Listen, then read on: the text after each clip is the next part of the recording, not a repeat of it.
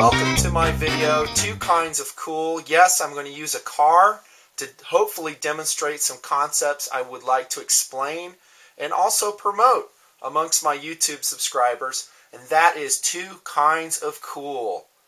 Also, brand myopia. They kind of go together, and yes, as the video goes on, I'm going to explain what I'm talking about. And of course, as you've seen, I'm going to use a 350Z as the example. This is a high performance, in my opinion, high value sports car, and it has a lot to offer. Now, hopefully, whether we're shopping for a car, a gun, a knife, a piece of outdoor gear, whatever we're shopping for, hopefully we are smart consumers. That we go out, we do our research, and we figure out what are the pros and cons of the object we're looking at. And while we're doing that, we also look at alternatives. Maybe we had our heart set on a certain item, but as we research it and we look at alternatives, we find that indeed what our heart was set on probably wasn't the correct one, and then we might be able to open our eyes to other alternatives that maybe offer better performance. And performance is what I call the first kind of cool. In performance, this is where I spend most of my time as an internet reviewer. Is I'm going to be very objective as I can, over the performance attributes of, in this case, a vehicle. In other words, what kind of performance does it have? And I'm not just talking about overall speed and cornering and acceleration and gas mileage. All those are important. But in that performance category is just overall effectiveness at what it is designed to do. With this knife, this is a medium. I'll wipe it down, it's kind of nasty. A medium cold steel Voyager. What is this knife designed to do?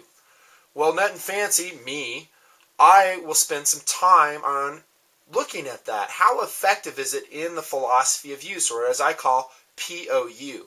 Is it effective for what it was designed to do? And that's why I spend a lot of time going over the details. We can do that on a gun, and like I said, any other object. Well, let's get back to the 350Z. That's a sports car, a mid-value sports car. By mid-value, in everyone's definition is going to be a little bit different. I'm talking that, it's not going to cost you $60,000 to get in a Z. In fact, you can get in a used Z well under $30,000. Probably the earlier ones can be had for under $20,000 now. And I do think that is a lot of car for the money. But when I research a vehicle, let's say it's the Z, then I will look at all those performance attributes. When we talk about a car, maybe those attributes might be, first off, quality. Where's the car made, and how long is it going to last? Do I have any data points on that? Is there any data points that's saying, hey, this car is going to be inexpensive to maintain? That's what I want as a car owner. I don't want to be pulling this sucker into the shop all the time, nor do I want to slap a turbocharging system on it where I have issues with it and reliability problems. It's not worth it to me. My schedule is way too busy. So what's the quality like? Is it going to be durable? I'll search the internet for data points along those lines. And how about interior ergonomics? I think there's a picture here somewhere of that. How comfortable is it? Is it going to fit me? There are other cars that when I was researching, I looked at, and they were pretty tight. And I'll mention that here in a second. They did not fit me. I'm kind of on the tall side. So ergonomics is an important factor, right? Well, the same with a knife, we could say. How's the ergonomics on a knife? Does it fit my hand well? Is it going to function as intended in a comfortable fashion? Maybe here's a Centofonte 3 as another example. And, you've seen my gun reviews as well. Same thing. It's the same concept. These are categories of performance that I do my very best to analyze and give you, appropriate information. How about the technology? What kind of technology would this car incorporate? And is it helpful, or is it just hype? And there is a lot of that in the car industry, hype. In other words, they say it'll do this, it'll do that. Maybe it does, maybe it doesn't. That's a cool picture.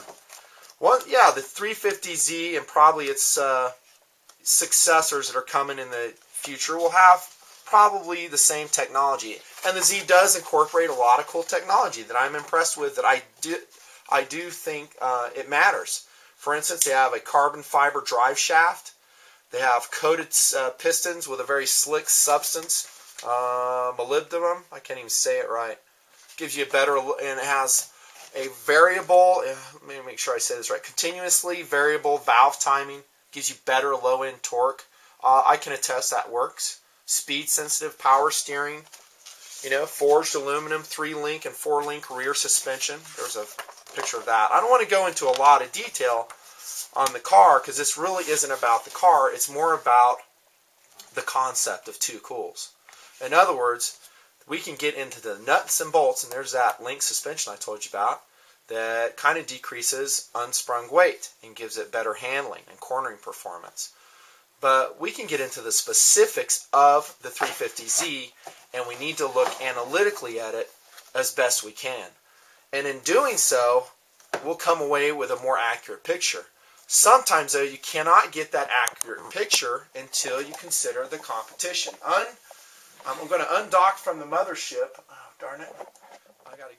Okay, here we are at the computer screen talking about the two kinds of cool. I did undock from the mothership. I'll try my best to hold this steady for you. Now, what I was saying is that as we do our car research in this example, it would be wise to consider alternatives, don't you think? And look at what's out there in the same price category, more or less. For instance, that's an S2000 you're looking at. That's a very high value, very well made Japanese sports car. Offers good acceleration, pretty much on par with the 350Z. Excellent handling. Styling is adequate. Some people might have issues with it. But it has a very cramped cockpit. And for tall drivers, maybe not so great. It doesn't have a lot of storage room. And it's convertible, i.e. a roadster design. And for me, I didn't want that. I don't want a roadster. I don't want to be dinking around with the top. And like most people I see that do have convertibles, the top's pretty much up all the time. It's rare that they drive with it down. There's a couple diehards out there. S2000, great car, lot, and great gas mileage too. With that VTEC engine, I love it. But, maybe it just wasn't right for me because of the issues I said. And then we go to a wonderful car, the Evo 10 by Mitsubishi. That's a wicked car. It offers all kinds of styling for us, performance. It's a turbocharged, I think 2-liter engine. Really good performance. A lot of technical gizmos thrown in for traction controls. Maybe a little bit too much if you ask me. But, it remains to be seen if the Evo 10 can break away from, the bad boy styling of the Evo 9. And the reputation that, just dudes, teenagers drove it around. But on the good side, it is a lot of car for the money, a lot of performance, but maybe not great gas mileage from my research. And I'm not the expert on the Evo 10. The Evo 9 compared to the 350Z, not great gas mileage. And it didn't have some amenities like cruise control and other things that you pretty much take for granted. That's because it was intended to, be a lightweight kind of racing car. How about the Subaru WRX STI? That's a great car. I'm not a huge fan of the styling, and I'm kind of getting into that second cool, but we're talking about performance. Performance-wise, there's a lot of good things that can be said about a WRX STI. It holds its own. It is faster than the Z. Truth be told, so is Evo 10. It'll pretty much waste a Z into the hands of a driver knows what they're doing. They're fast, and they have a lot of advantages. All-wheel drive is another advantage versus a rear-wheel drive S2000, 350Z. See, these are all specifics of the car shopping process, and I'm just blasting over them, just kind of doing a broad stroke. RX-8, that's in the market. Again, pretty bad mileage on that rotary engine, and maybe lacking a little bit in torque as well. So for me, RX-8, and it kind of looks like, Smurfmobile to me. Again, that's not really performance related, that's aesthetic. Get to that. How about the Mustang? Mustang's a high value car, and it has a lot to offer. And straight line distance, it's actually faster than a Z. 300 horsepower engine, it should be the same, so Z has 300. But I'll tell you, from my own experience, they are faster than a Z if driven correctly. So there's just a couple options in the price category when we go car shopping for high value mid-value, I'm going to say, I don't know, 25,000 to 35,000 sports car. And of course, I'm probably leaving a lot out. Don't fret if I leave some out. These are just examples. So, overall, though, if we compare and contrast against all the things performance-wise in those vehicles, we still may come up with a decision of, you know what, 350Z works for me.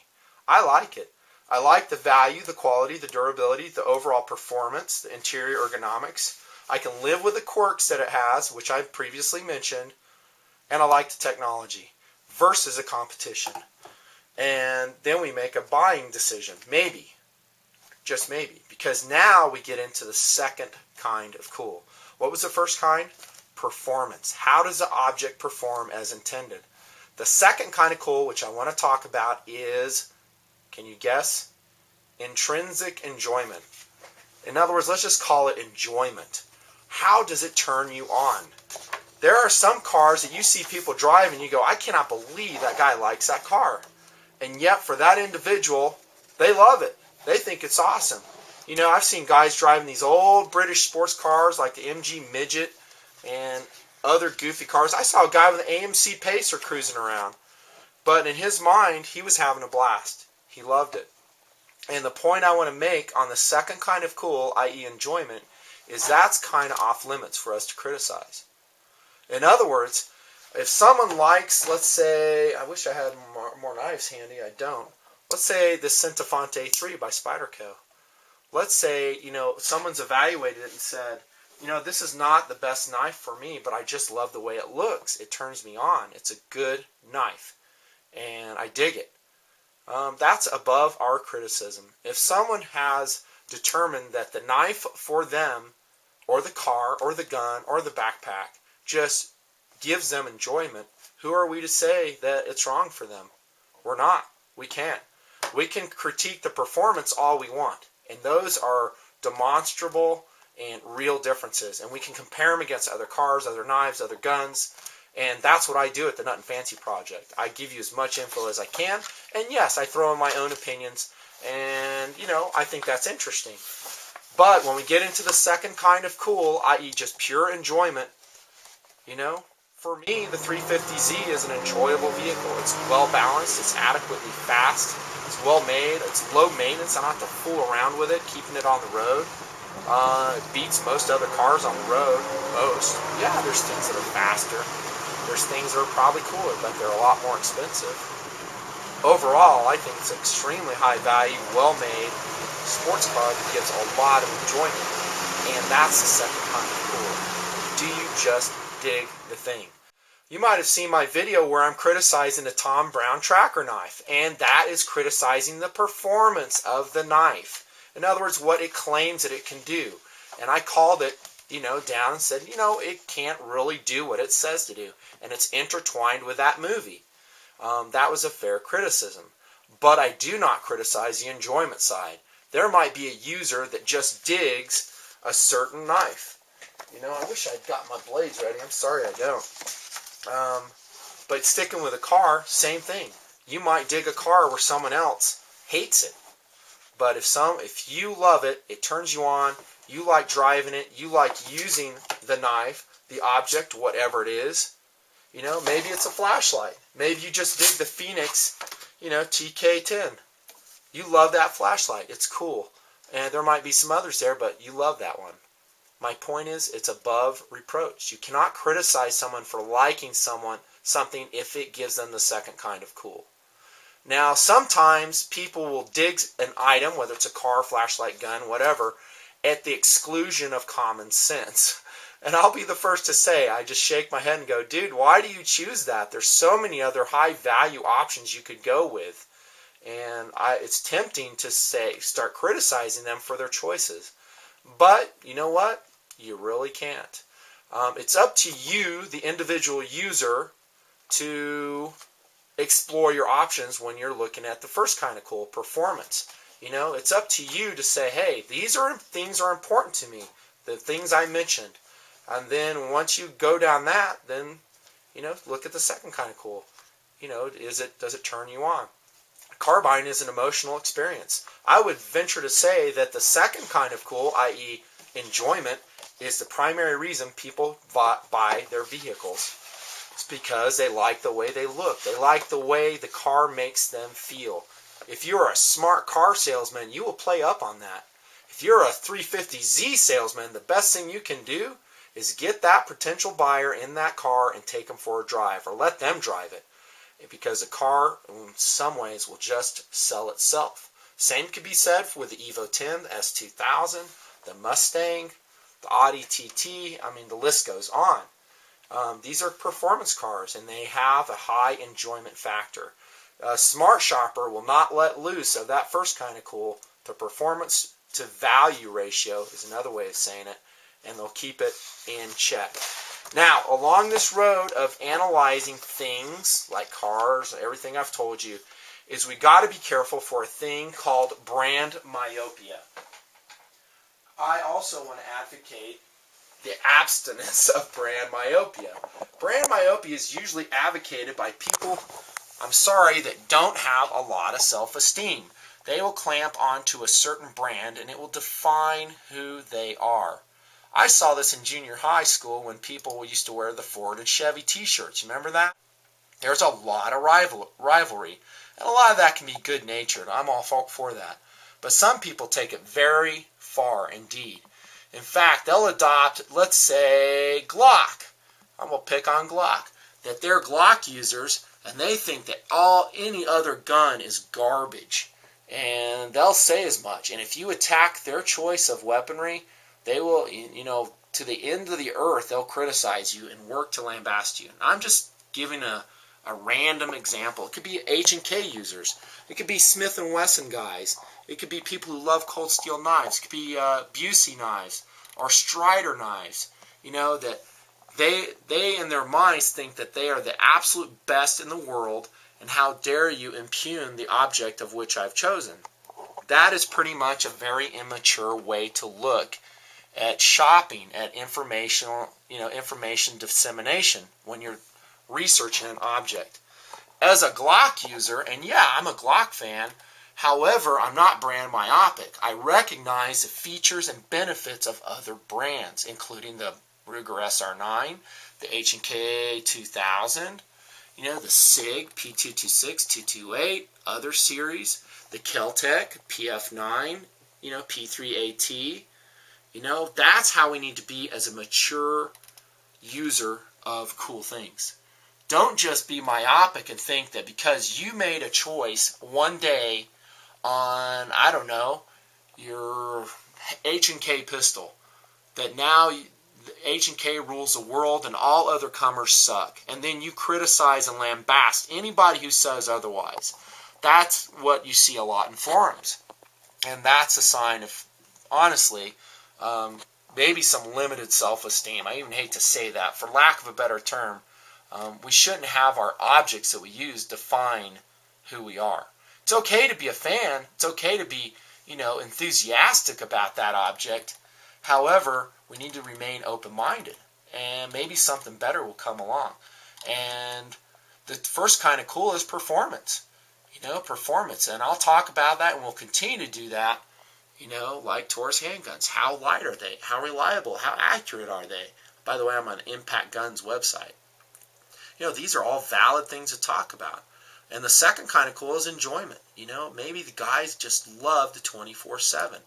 They love how it makes, how it feels in their hand. They love how, it shoots, the recoil. Maybe they like the, the Taurus 1911 pistol. That's a high value 1911, by the way. There's a lot to be said. And so if it's a second kind of cool, i.e. it just gives the guy enjoyment, rock on. It's kind of off limits for our criticism.